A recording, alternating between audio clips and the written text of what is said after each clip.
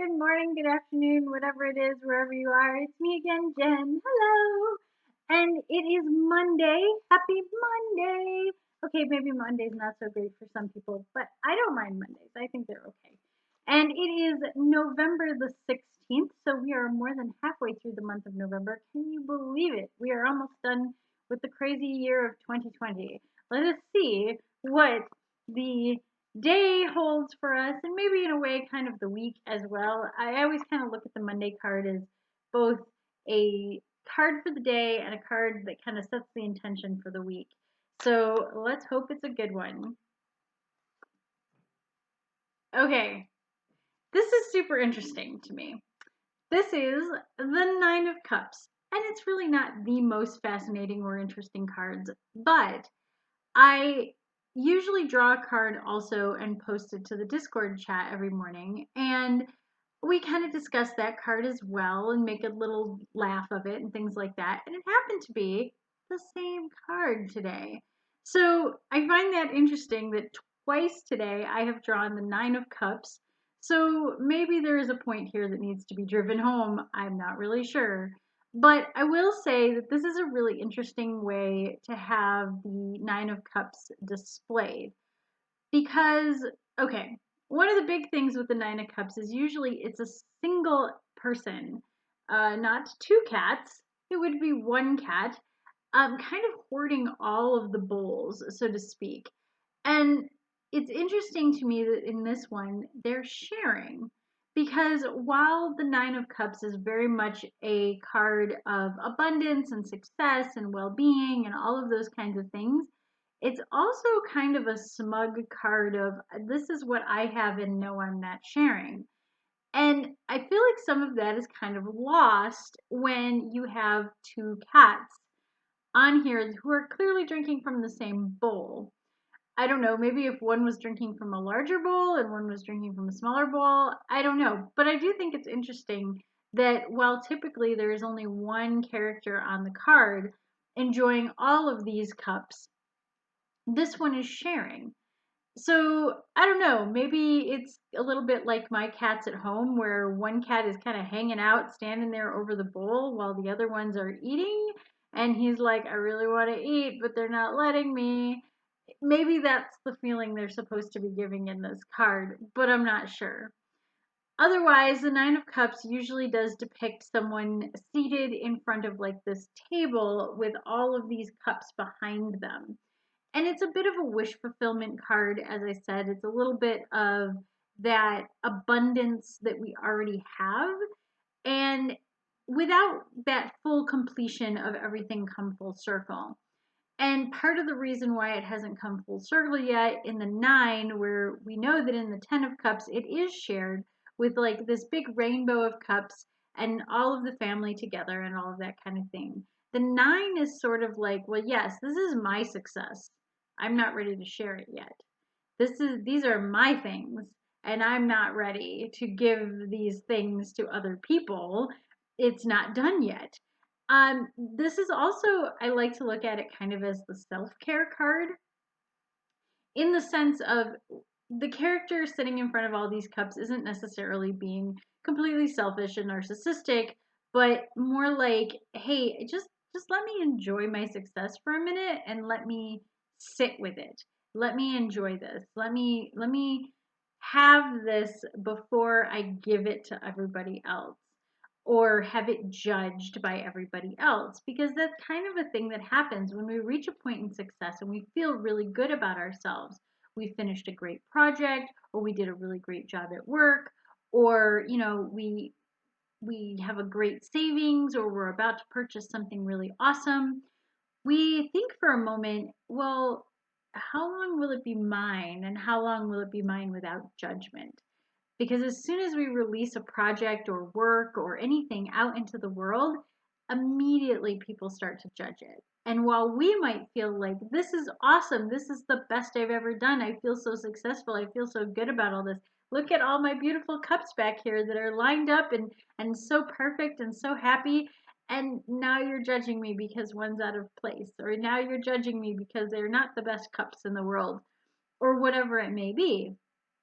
And so you kind of get a second with this card to go, okay, let me just have my moment in the sun. And no, you can't touch these things yet. They're mine, and I want to enjoy them for a minute without your judgment and without you telling me why I shouldn't enjoy them for myself. So I do kind of think that this is a great Monday card in the sense of, hey, let's start the week out going, it's going to be a great week. It's going to be fine. Everything's going to go well.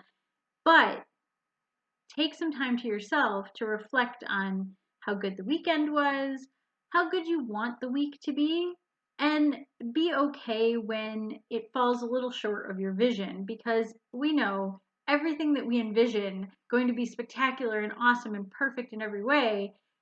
Reality has a tendency to kind of dull the shine just a little bit.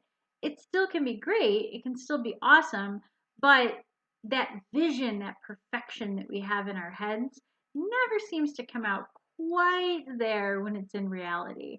I know this from like writing and drawing and all of these different things that I do creatively. It's like, yeah, I have this big idea, and then you're kind of like, I'm okay with this too. Now it's in the reality. I'm still okay with it. It's still awesome. It's just not as awesome as my vision of it was. So, one of the other things that I like to point out with the cups always is that this is a lot of emotional stuff. So, it doesn't really have to equate to financial gain or material wealth. It can be your satisfaction with something, which is why it fits so well with creative projects, as well as fitting in with earning something or getting a prize of something, or even buying a new object that you're like, no, this is awesome. This is my new favorite thing in the whole world. It doesn't make you more materially wealthy necessarily. It's sort of like you getting a new to you vehicle or a new to you um, instrument or clothing or something. It may not be worth that much physically to like the rest of the world, but to you, it has a lot of meaning. And that's what the Nine of Cups really represents. It's not so much a financial or material wealth, it's a emotional well being and feeling of success and feeling good about something. So, if your way of feeling good about something is saying, you know what, I deserve a day off, and I don't care what the judgment is about it. I'm going to sit and I'm going to soak my feet and I'm just going to enjoy. Or if your idea of success may be like, hey, I bought my first car, and yeah, it's not the best, most amazing car and it's not brand new, but I love it and I picked it myself and I did the work on this and I earned it. It's that feeling of I earned it that is represented in the cups and the success of the cups, because it's about emotional connection rather than, hey, physically I have the best of the best. It's I feel I have the best of the best for me. This is my success. So when you're looking at Monday, when you're looking at the rest of the week, find those moments of this is my success. This is my vision of what I want perfection to be like. And give yourself permission to enjoy it a little bit. Maybe not gloat, but enjoy. So I think it was a really excellent Monday card, and it's really cool that I drew that card twice today. So let me know in the comments if you think that is more meaningful or what, or if it's happened to you where you've drawn a card and then had something similar show up somewhere else, or like tarot in the wild kind of thing. You're like, oh my gosh, I keep seeing this card everywhere. But either way, as always, the Cat Tarot, which I don't think I mentioned in the beginning of this video, is the one that we are reading with today. And it is a tarot deck created by Megan Lynn Cott and Julia Smiley. I'm like falling apart at the end of this right now. Anyway, and it was a card deck that was gifted to me by my dear friend and co-host Mary, and we do the podcast Casing the Cover. So if you're interested in books, book covers, or anything of that nature, and also we're hilarious. I'm totally not biased about that.